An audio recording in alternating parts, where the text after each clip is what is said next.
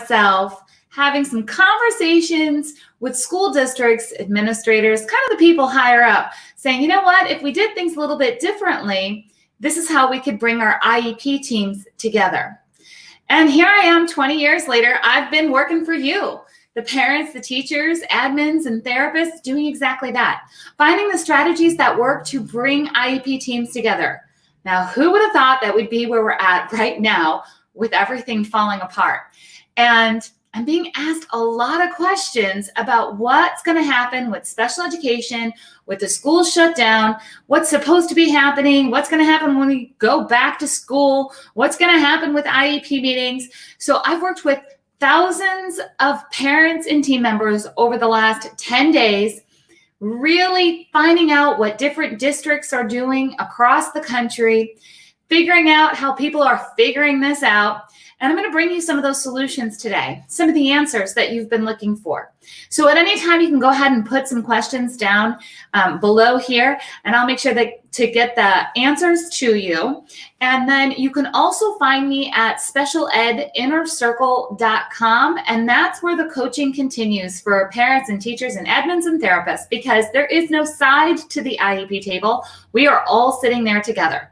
So we all need to work together to get through this situation and beyond this situation, because that will happen, but not right now. So let's go ahead and get started of what is supposed to be happening with special education services right now. So there's a task force, there's a division in Washington that's called OSEP, O-S-E-P, and they put out what are called letters. So there are letters from OSEP that clarify what's supposed to be happening in special education. So I'm not a lawyer, I'm not practicing the law, but I'm telling you where this information came from so you can feel confident about where you're looking when you're figuring all of this out. So it's pretty clear that if a school district is choosing not to have any education for anybody right now, then nobody gets an education, including those on an IEP, okay? Now, if the school district is choosing to do enrichment activities for students, that's happening a lot here in the Midwest where there's enrichment activities, but it's not considered specific e-learning or distance learning. There should be something offered to the students, but because it's not being considered official learning, there's not going to be any type of official, mandatory things that need to be happening. Now, if your district is choosing to do e-learning, distance learning, and they're officially counting these as school days, even though children are not in session, then there needs to be some attempt in providing special education services. Now, that's where the gray area comes in. There is absolutely no black and white rule of this is how special education services should be provided based on how your district is providing education. The higher ups have said something needs to be attempted, and if a child cannot access it, compensatory services can be discussed later. Compensatory services is just a fancy word for let's figure out how to make up some of this stuff that was missed. Now, teletherapy, absolutely a legit way that schools can try to help service our students with an IEP. Using Zoom for student and teacher communication and having online meetings, absolutely acceptable. Basically, anything that the school is going to try to engage and involve a student is going to be considered good efforts.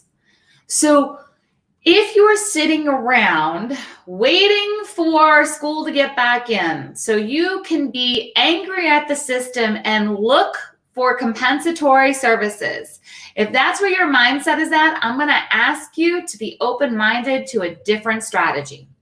The reason is there are millions of students that are not going to be receiving what we consider appropriate services, and the consequences and the compensatory services are not going to be what you might think they would be nor maybe should they. And that's going to make some people mad who hear this. And that's okay. I can take that, because here's the thing. I've been working in making IEPs work at a creative level for 2 decades. And it's very clear that on a good day in our good system, that can be a struggle. And any type of compensatory services for programs that are not appropriate are not ever at the level that a parent is going for. So let me just give you a quick example. Now, this is for everybody who is sitting there thinking, that's fine, we're going to miss 300 speech minutes, and when we get back, I'm going to get those 300 speech minutes. Typically, if a child was to miss 300 speech minutes in a school year, there'd be some type of compromise and agreement for compensatory services where you would receive a portion of that, and you would agree who's going to deliver those minutes and how they're going to deliver them and what the goal of those minutes are. Now, it's not going to be a full 300 minutes. So can you imagine if that's what was happening in a good day, what's going to happen when we all go back? And that's why we really have to pull together right now to figure out what is appropriate. And we'll talk about that. That's our third question, is what are we going to do right now so the services later make sense, so things are not put on hold longer than they need to be when it comes to our students with IEPs. Now, the second thing that we're going to talk about is IEP meetings. And there's a lot of questions that I'm getting about, are we going to have the IEP meetings? It is absolutely possible to do IEP meetings virtually, whether it's by video or by phone. And to everybody who's kind of freaking out over that, I just want to let you know, I've been doing virtual IEP meetings for 20 years. So I've worked with thousands of parents, teachers, districts, and I've probably met in person less than 5% of the people that I've worked with. So it is absolutely possible to work virtually and get things done. So a couple of things about that. One is, when you are preparing for your virtual IEP meeting, there's a lot of prep that happens before and a lot of details to be kind of reviewed afterwards. But that's actually a benefit, because a lot of times when we're going into an IEP meeting, we're seeing paperwork for the first time. And when you're doing a virtual IEP meeting, we should not be waiting till that meeting to start, virtually shuffling the papers around the table. So we can actually prepare better. Parents, you can participate by creating a really strong parent input statement for your child's IEP. If you don't know what I'm talking about, here's something that you can do. Go get your child's IEP and look for the section that says parent educational concerns or parent input or parent vision statement. It says parent something. It's labeled a little different depending on what district or state you're in, but every IEP has a section for parents. That's typically where things get overlooked. It's typically where there's things like mom is worried about her child sitting alone at the lunch table. And that might be a valid concern that a parent has, but that area of the parent input statement can absolutely be used for things like, I am looking for my child's education to provide, and then we talk about areas like communication, social emotional, academics. Those are all areas that need to be addressed in that parent input statement. It can be one of the most valuable places in an IEP. And this is a perfect time for parents to start digging into, what should my child's IEP really be doing? That's something that we work a lot on inside of the Special Ed Inner Circle. I invite you to come join us at specialedinnercircle.com. I can walk you through exactly how to create a parent input statement. And for all the teachers and teams who are leaning in and listening, you're welcome in the Inner Circle too. Because when a parent knows how to create a parent input statement effectively and express their concerns and share their vision, you as a team have a better direction on what you can do to truly prepare a child for their future.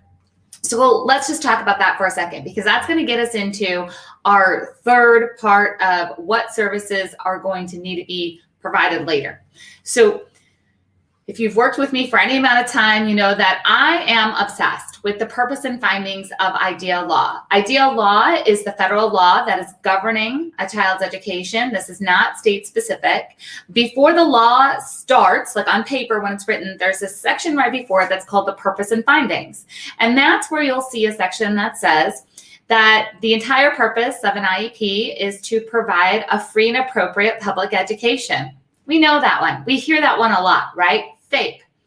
Then it says that it has to meet a child's unique needs. All right. We need to talk about that some more, especially as we start to move forward and start thinking about what's going to happen when we go back into school. But here's my favorite. This is the third part of that section. It says to prepare a child for further education, employment, and independent living. Now, I've been teaching for over a decade on how every goal needs to fit into one of those categories. Whether your child is in kindergarten or they're a junior in high school, every goal should fit into further education, employment, and independent living. Here's why. Have you ever remembered when you were in school and you're learning something and you're thinking, I'm never going to use this. Like, why do I have to learn this? I'm never going to use this. And you didn't, like you were right in that. Those are the goals that we need to make sure never get into your child's IEP. Teachers, hear this loud and clear. You should not be putting goals into an IEP that are not going to be purposeful, meaningful for preparing a child for further education, employment, and independent living. We don't need to take data and stress out over things that are not going to benefit a child, both short-term and long-term. We don't have to put things into the document just because it's in the standard curriculum or just because the other kids are doing it. We need to truly look at what is going to prepare a child for further education, employment, and independent living. How are we going to meet their unique needs? And how are we going to provide appropriate services to get there? Now, it's been made very clear that what was appropriate just a few weeks ago is not appropriate now for this situation, nor is it going to be appropriate probably ever again. There are some things that were in IEPs weeks ago or denied from IEPs weeks ago that cannot happen. Like, we have to change some things when we get back. Let's talk about a couple of those things. One would be technology.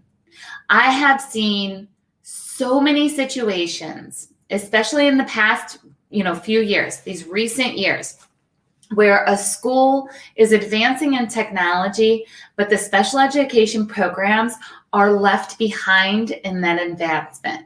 They're not given the same access to the tools that their same age peers are using. And now here we are in this crisis, and there's things like students who are in special education who have inclusion opportunities but don't have access to the Google Classroom. They don't have their passwords to get in. Those simple things make a huge difference. They don't have the Chromebook. They don't have the same access to technology that the other students are getting.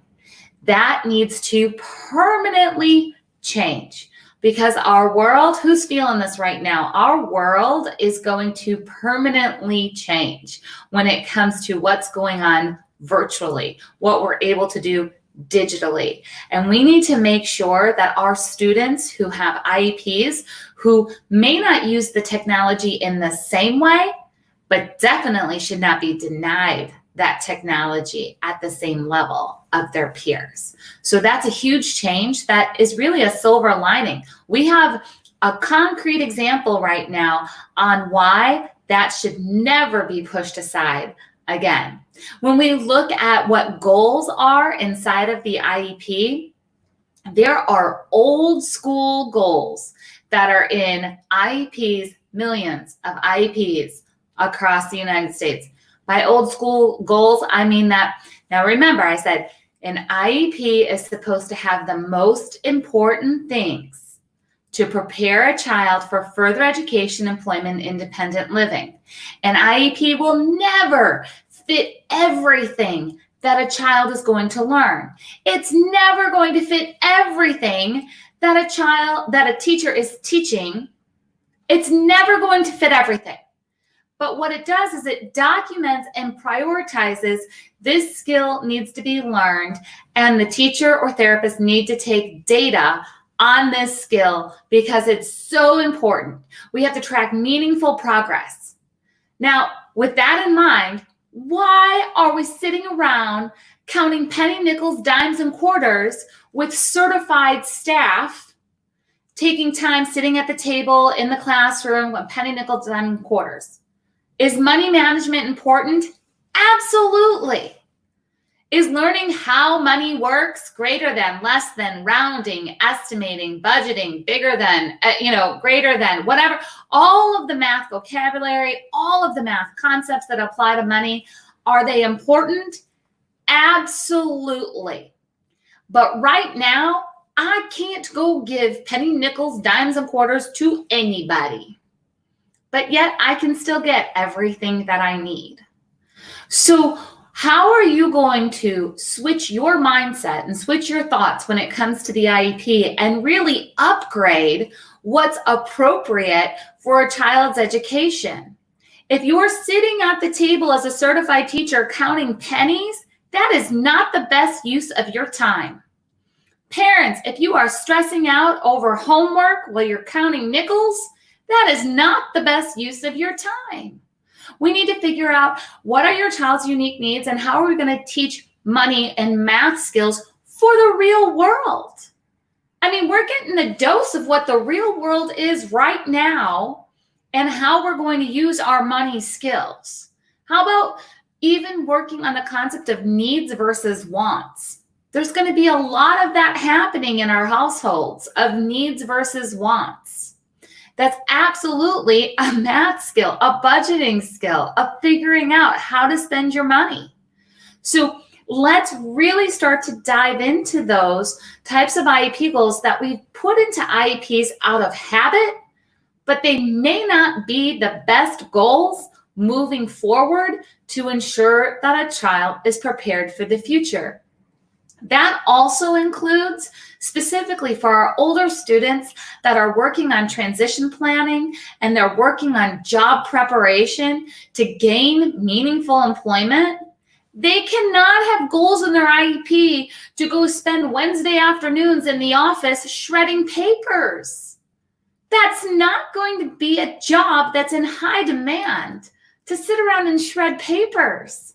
We need to start getting creative about what can a child do to support where our workforce is going versus where it has been. There are a lot of old school thinking job skills that are being still promoted in our schools today. And I want to challenge parents and transition coordinators and high school teachers to really think about how can we get creative? Where are we going to start, teaching entrepreneurship and how to provide services and products that people need and can be in demand? I mean, the coffee shops that are popping up left and right, and there's a spice shop in Missouri, and there's a t-shirt company in Georgia. They got it right. They found a demand, and they're filling that using the unique skills that people of all different abilities have. When are we going to start teaching that in our schools? Now's the time. Let's really start thinking about that. So I know of a therapeutic day school in Illinois that runs a coffee cart. So they take orders for the teachers and they're learning all of their entrepreneur skills. They're becoming mini baristas in there. What about, there's another school that's doing baked potato bars. I love that. So they can deliver lunch on certain days.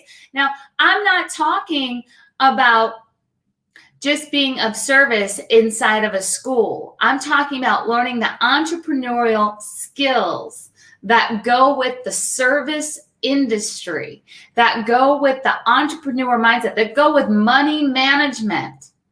All right. There are opportunities that are creative and awesome out there. Now is the time, because we can't leave our students behind when the bus stops coming. And we're getting a real look at what's going to be appropriate in the next 2 to 5 years. There's going to be a major switch, and we need to make sure that our students of all ability levels are ready. So I talk about that now in this time because we do have some time at home. Some of you guys say, I have no time at home. I'm multitasking, doing 6 things while you're listening right now. I get it, okay? But right now would be a great time as you're watching the world change around you to look at the IEP of your child or your students and think about, is this goal purposeful for the future? If the answer is yes, awesome. Let's get creative and double down on how we can stabilize where your child is at right now. And I do mean that. We have to truly think about stabilizing at this point. I know that there are so many families that are worried about progress. How is my child going to make progress if school's canceled for the rest of the year? I get it. We'll talk about that as this goes on, but we're still in the beginning stages of this, and we don't know how long it's going to last. Stabilizing so we can stop any downward trends and get back to baseline or stay at baseline is so very important right now. So now would be the time to go get your IEP and figure out, is this a good goal? Does it make sense? Does it work for the real world?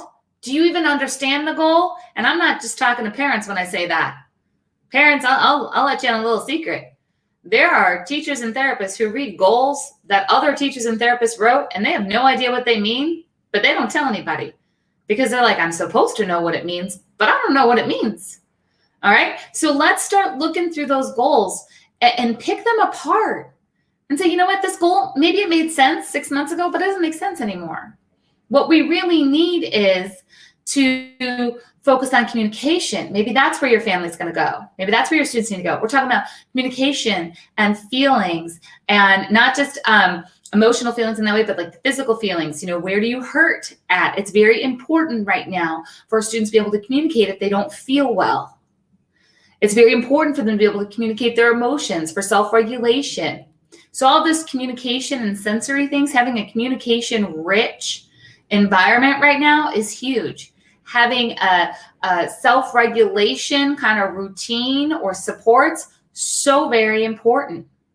That's what's going to help the reading level stay where it's at. Doesn't matter if the reading level stays where it's at and we're all a hot mess and we can't use those reading skills. We need to truly focus on what do we need to do to stop any downward spirals, kind of put them on pause, and then bring us back to baseline.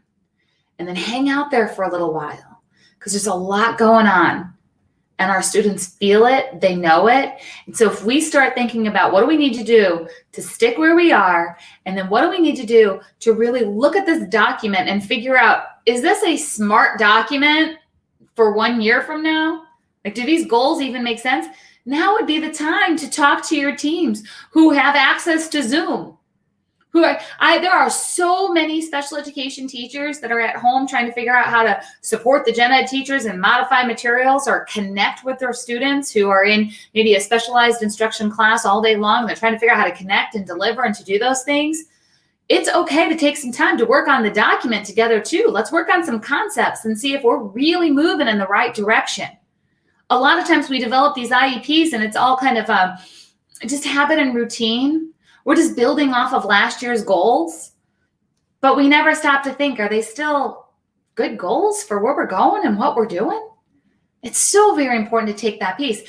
So there you need to work with your team on, are these good goals for now and for the future? Do we need to make some changes?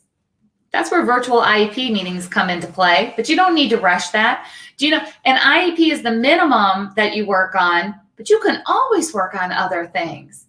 You want to get creative about what you're working on at home with the team and start having some direction and how you can get some meaningful skills or stabilize in there.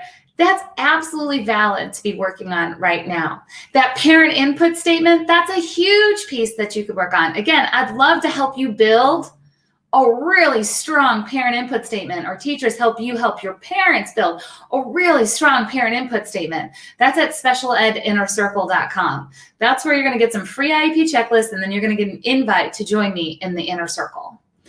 So those are some very concrete things that you can do right now as we truly prepare for what's appropriate later. And if you can do appropriate things now that absolutely look different than what was appropriate before. We're not going to get 30 minutes of speech therapy that's going to be all on task in one bulk session. Most likely that's not going to happen for a lot of students right now. But if we can do other appropriate things, then that would be okay. So our transition back into the schools will be smoother, and then we can move forward with what needs to happen next without being in a panic during this time about everything that was lost and we don't know what to do next. And here's my question too. Do you really want to, when you go back to school, jump into the same routine that you had before school got out? Some of you guys were not having really great school years. What if you took this time to plan on how either the rest of this school year or next school year could be different and better than it was before all of this happened? Take some time, take a breath. Usually when we have time away from each other, it's in summer and we don't have access to the whole team. You do have access to the whole team. Teachers can talk to parents, parents can talk to teachers, therapists can be involved. This is a time for collaboration at a whole other level. And again, I'd love to help you do that. I hope that you guys, keep on posting your questions below, and then come into the inner circle. I want to work with you and help you move forward through this so we can stabilize, we can move forward, and we can recreate IEPs that make sense, that have less stress, that have more results, that have more collaboration, that make you feel good about what's going to happen next in your child or your student's education. And again, that's over at specialedinnercircle.com. I'll see you guys over there. I'll talk to you soon.